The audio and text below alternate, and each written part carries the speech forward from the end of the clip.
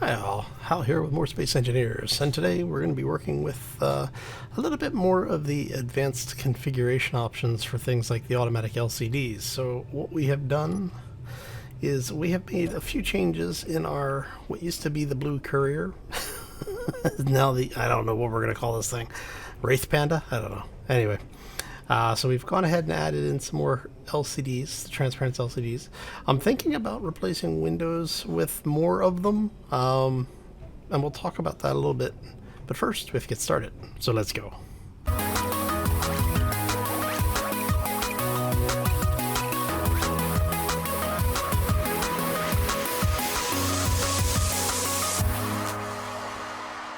So happy Monday, everybody. Hopefully you're having a fantastic day and a terrific week thus far, or I should say had a terrific weekend. I know most parts of the world right now are dealing with the coronavirus, so hopefully you are not one of the people that are suffering from it. If you are, well, speedy recovery to you. All right, so let's talk about automatic LCD2 script. Now, the script itself is done by a modder known as MMaster.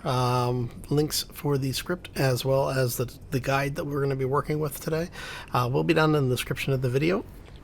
So if you have any questions, you want to see some follow-up things, or if you just want to take a look at what we're talking about in text form, the references will be down there. So one of the things that the script allows for is we've talked about some of the things that you've seen previously where you can monitor your fuel time, you can look at your power production, inputs, outputs, storage capacities on oxygen and hydrogen tanks, the statuses of specific blocks. And one of the things that has come up is, well, how do you deal with filtering all of this information? So not only are you able to mix commands within a single LCD block, the script itself actually has some pretty interesting abilities to do things like spanning LCDs. So if, say, the top window here and the bottom window were both LCDs, what we could do is we could designate one as basically part A and then this one be part B, and there's no limit on how high you can stack these things. So you could have a column of LCDs be, 10 blocks long, and you'd be able to actually span information on it. So if you had some ridiculously large inventory system with lots of custom components, say hundreds of custom components and elements, you could actually have just a column of LCDs display the entire inventory of everything connected to the grid, if you wanted to. Most people aren't going to do that. You're going to have things where you're going to filter it and show stuff, but the script allows you to do it if you really want to. One of the other things it allows you to do is take control of all of the subgrid LCDs. So like on this control block, when you're in the seat, you can actually have all of these LCDs display information. Now I'm actually doing a combination of things. I have the main LCD panel here, the center panel, being controlled by one script. And then we're going to have the other four controlled by a second script. So MMaster's automatic LCD2 will control the little clocks display, that screen, this screen, which looks like probably a radio tuner of some kind of frequency thing, and then a flight computer. All right, so we're going to have that script control those four. And let's show you how we've got that set up.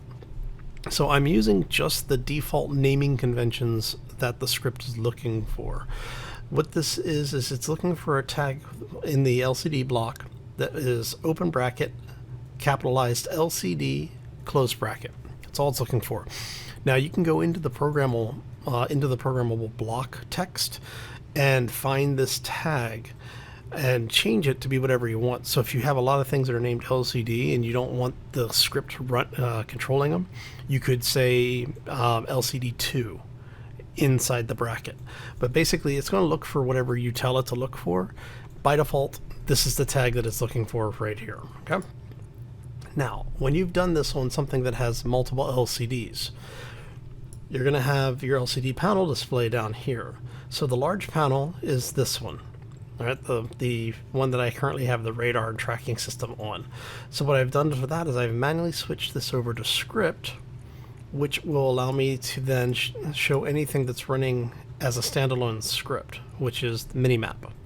So anytime you're near the block, the minimap LCD will take over control of displaying the minimap. And you've seen this when I get out of the seat. Like if I'm like right now, I don't have a minimap in my top right corner. But when I get out of the seat and back away far enough, if I have my display turned on, there you go. Now the problem with this is that if you're running around in a base that has these things turned on and tracking, when you get close enough to the block, oh, they fixed it. Okay, it used to be that if you got too close to the block, it would take over. So it looks like it's just on standalone LCDs now. That's awesome. Very nice. Okay, thank you for the to the script creator who did that. All right, so let's talk about configuring these sub LCD panels here. All right, so what I've done is if we go in here, so the top left screen, which is this one here, I've got it echoing its name. And what you have to do is you have to assign a number to the screen, right? Realistically, doesn't really matter what you number it, it just has to be a unique number.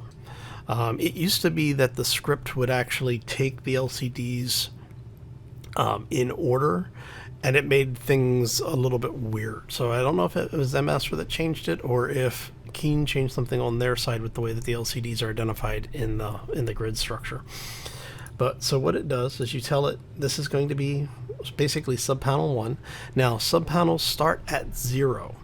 So if I was going to use that first screen as an LCD, an automatic LCD controlled screen, this would actually be 0, and that would take that over. Because we're doing it here, we want screen 1. That's going to be the top left screen, and that's what it's echoing. So if we go to the top right screen, oh, that's right. Okay. So if we want the top right screen, we then do @2 auto LCD.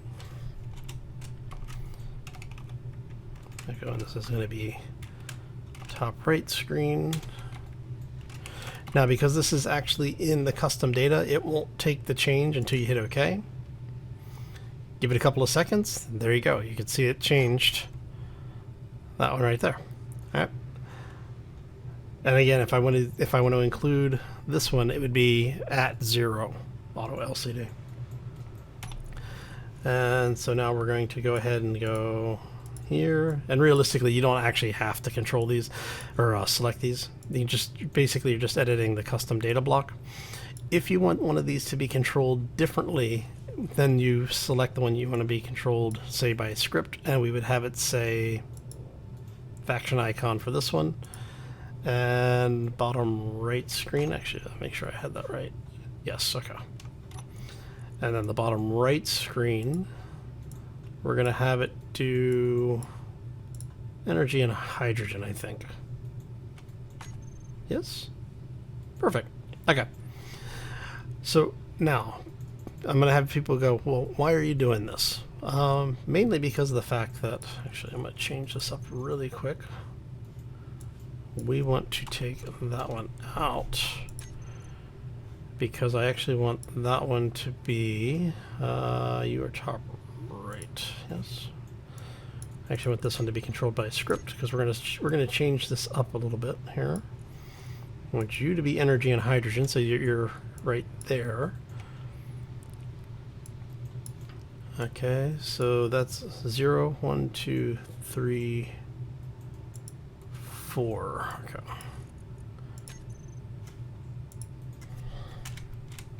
So you're going to be @4 auto LCD. And again, this is a tag that you can change in the script for the inside the programmable block script. You are bottom right. And should kick over. There it is. Okay. And so yeah, so you can literally combine these in any way you want just to get a display that works for you. One of the reasons why I do stuff like this is because, and this was something I was talking to, I'm sorry, I can't remember your name. I'll have to look it up. But I was talking to somebody in the community about this on last Friday's video in the comment section, talking about displaying things like fuel and power supply, because there's a lot of times it's nice to have the ability to go to a single panel and see exactly what's going on with your ship. So one of the reasons why you see me configure things like the panels like this, come over here, turn that off so you can actually see. One of the reasons why I configure panels like this is so that I can see at a glance what's going on in my ship. Alright, so we're seeing the engines aren't producing anything, solar is producing stuff, what's going on with the power as far as batteries are concerned, how much burn time we have, and I have jump drive status. Now, one of the things that I will usually include on this will be hydrogen and oxygen supplies as well, especially for systems where I'm doing things like something that's primarily powered by hydrogen. You always want to know how much hydrogen gas you have on board and how much potential gas you have on board, i.e. ice. And so when you come over here, you'll see things like this where it'll say, you know, we've got the oxygen bottles, so we have portable stuff, we have ammo summary, we have tool summary, and one of the things that you will also see me do from time to time is I will do something like this. We want to go echo, and then we're going to say center, because I want this to center. Ice available. And then we're going to go inventory. It's been a while since I've done this particular one, so actually we'll do inventory. We'll do the full inventory, and we want it to go T.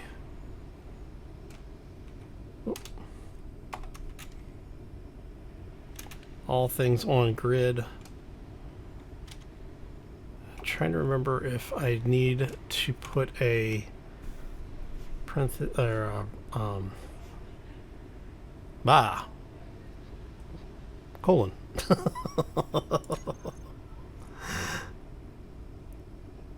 There it goes. Alright, so that actually will show you all of the ores available, and then what you can do is you can filter this by type.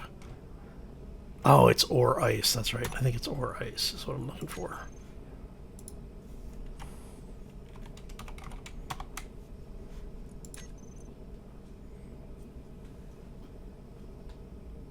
Wait for it to catch up to us here.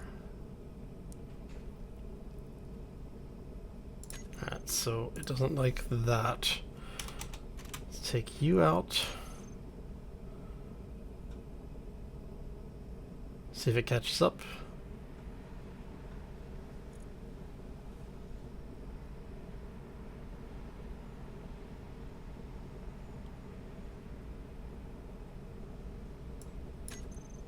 Oh, okay.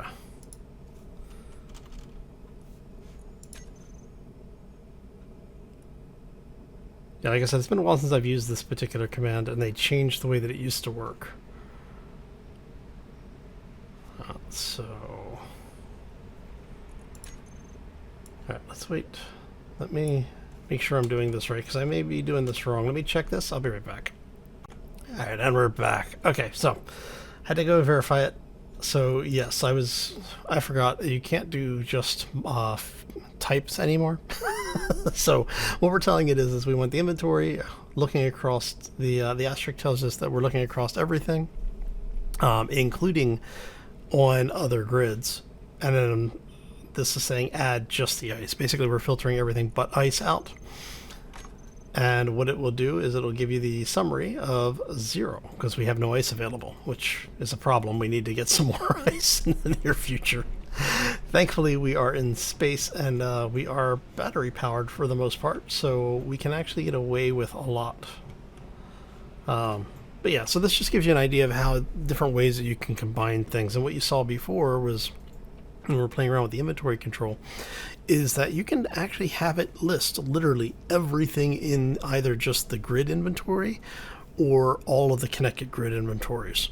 Now, if you're doing things where the script is going to go across grids, so like with this one, we're on a connector, and you want to be able to see things down in the other system, if you do that asterisk command, which will let you do it,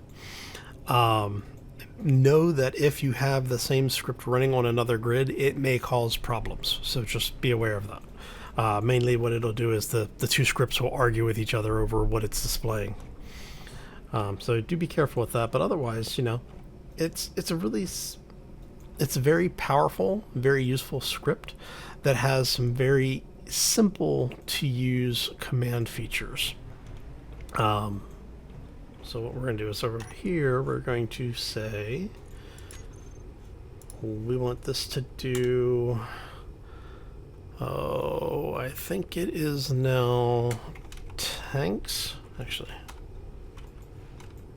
Oh.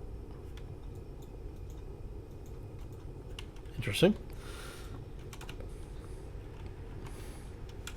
That is really weird. Okay. So we're going to do echo. Center. I'll say tank status. Tanks. We want it to say, we'll just do tanks. Let it spit it all out.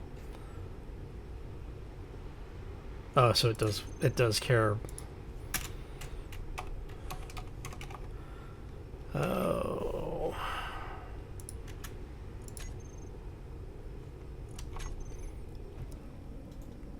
Alright, and so that tells you basically how much hydrogen fuel you have, right? So all good information to have, and like I said, just play around with the script. Don't be afraid of breaking anything, because you're not, well, in theory, you're not doing anything or won't do anything that'll completely destroy your your system. Just do remember that scripts will add to the overhead for your sim speed. So if you're already struggling with sim speed, you're probably not going to want to use scripts like this. If you do, you're going to want to make sure that you're using them in very controlled situations. Basically, you don't want to have giant arrays of things that you're having it scan constantly for. Okay. So, yeah, that is the master script for the most part. Like I said, you can have it do all sorts of things. Just to give you an idea, there's two different ways of doing inventory. There's an actual inventory command, which you saw me do. There's an invin list, which is a quick, dirty summary list. You can have a command for missing. All right, this is actually something we're going to go do over on the other ship. So let's walk ourselves over there. And I'm not worried too much about solar time because, well, you know, we're inside for most of this, so it's not a problem. And we'll have this pressurized so that we can open and close stuff interior of the ship without worrying about it. Thank you.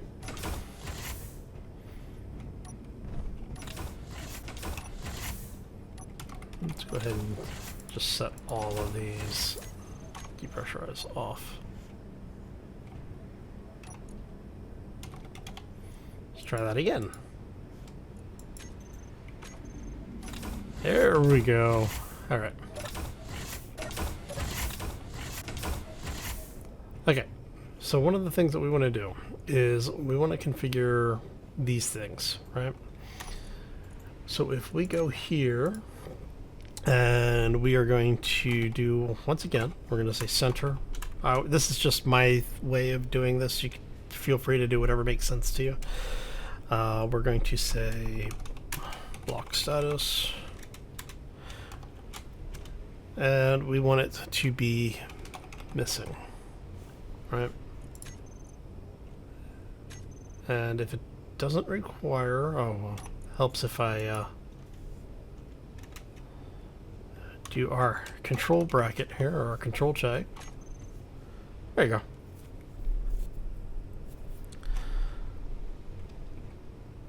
go. And so it basically tells you what you're missing as far as like inventory is concerned. What happens is the script has the ability to track quotas. And so if you set quotas for things, again, this is buried into the script a little bit. You can say, I want to make sure that we always maintain, 100 rounds of the 25 stack 184 NATO rounds, or I want to maintain, 1,000 magazines of the normal NATO ammo, the 45 ammo. What would happen is that it'll show you on the screen, as you can see scrolling, how many you have out of how many you're queuing up for. And if you're low, you can actually set things to read from that queue to produce more materials to meet the queue requirement. You can do the same thing with like the ingots, as well as general materials as well. So just some more features of things that you can do. One of the other things that you can do that might be more relevant to you is, instead of doing missing, you say damaged. And it should come back with nothing. Yeah. So what you can have is basically... Oh, okay, cool. So yeah, we've got a couple of incomplete button panels, which we know about. There should be... I don't remember where the other one is. I know that there's 2 outside, 1 above each window. But that's okay. But yeah, so basically it tells you what you're missing. How many hit points it has. So basically the 2 outside the windows are the ones that are at the 77 out of 770. So 1 or 2 bullets will destroy those. But this is also a good way to see that if you've got specific blocks set up, you can tell it to monitor specific blocks. So if you want to see your jump drive, it'll tell you what your jump drive status is, as far as, the actual... Actually, I wonder if details will do that now, too. I haven't checked this on details. Whoop. I want to see really quick. We want it to be... Jump. Yeah, so no, the jump actually doesn't tell you what the hit points are under details. That's kind of interesting. I would have thought that the hit points would have come up under details. But, yeah. Alright. So yeah, this particular command, the details command, will tell you all of the metadata, except for hit points, apparently, of the block. And there are ways of changing what you see here, like if you do details with a capital X, I believe it is, will truncate the display, so it won't tell you the type. It'll just display the name, and then like the power required, powered store. One of the reasons why I will do this is because I want to be able to see when jump drives are charging, like you saw with the lifter. We can actually set it so that it's just a progress bar, and the progress bar, that's off of charge time. Oh, so many controls. And I don't feel bad if you can't keep up with all these and keep them all straight. Neither can I, and I use it all the bloody time. I usually have the guide open on another screen. So if I need something quickly, I just jump over to it, scroll through, find the command that I'm looking for, and then go. Makes things much, much easier. All right, so I think it's charge time. Jump. I think. Yeah, charge time. And so that'll give you the status. And then, like I said before, if what I will do is, if I'm trying to keep things sorted and make sure I know what the hell I'm looking at, I will do things like I'll tell it the center, and then I'll just do something as a naming tag. So we'll say jump drive charge, right? And that should drop it down, and there you go. Now you can tell it to do center or right for text for justification. So center is obviously centers are justified. Right is right justified. If you want it left justified, you just say echo. And what echo will do is if you don't put anything after echo, it'll add a blank line. If you have echo in any text, it'll display the text as written, formatted left justified. If you want it to do center, you say center, and then it'll it'll display whatever text you tell it to, center justified, and then the same with right and text following it. So that's just ways that you can format things to make it a little bit easier to see what's going on and to track the statuses of your builds. So hopefully this is helpful. May have made it more confusing than it needed to be. So like I said, the links to both the script as well as the control list for the script, or the command list for the script, will be down in the description of this video. If you have any questions or comments, please feel free to throw those down in the section below the video. I'll be glad to help you as much as I can. If nothing else, I will at least try to get you pointed in the right direction. And hopefully you found this interesting and useful. If you did, make sure you hit that like button. If you have any questions or comments, feel free to throw those, like I said, down in the description, or down in the section below. Oh, it's been a long day. Anyway, I'm going to get out of here. If you're new to the channel, haven't done so already, want to see more, be sure to subscribe. And if you want to be kept up to date, be sure to click that notification icon. It's that little bell looking thing next to the subscribe button. Very important, because YouTube promises that they will sometimes think about sending you a notice when I push content out. They may or may not uphold that. They hold no promises, but you know. Yes, I know. I just said they promised to hold no promises. Anyway, I'm going to get out of here. I hope you all have a fantastic day. Have a terrific week. And hope everyone has a, hope everyone stays healthy and safe out there. As always, folks, take care and be safe out there, everybody.